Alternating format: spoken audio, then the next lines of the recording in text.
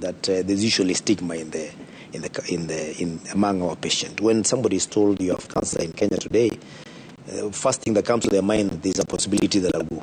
Why is this the case? As I talk about the counties, if you look at the global picture of cancer in the whole world, 70% that is killing people is happening in middle-income countries and low-income countries. Do we have bodies that are different from the first world countries? Of course not.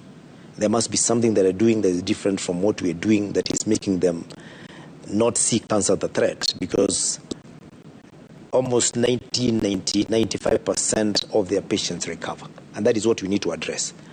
And it basically boils down to the issue of the cost of almost every stage of cancer, be it diagnosis, be it screening, all the way to the treatment in this country. Right. We must address the issue of the cost, access to this treatment, and even their diagnosis.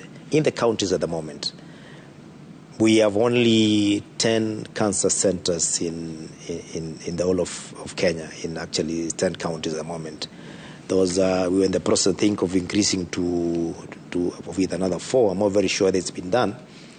But that tells you that not every county can be able to do diagnosis, screening, to the level that they go to treatment without having to move to a neighboring county. So the cancer centers are for basically treatment?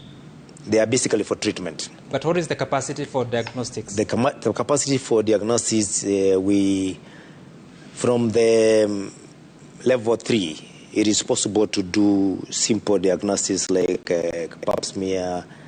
They are also able to do VIA. We are able to do mammogram in level 4. We are able to do also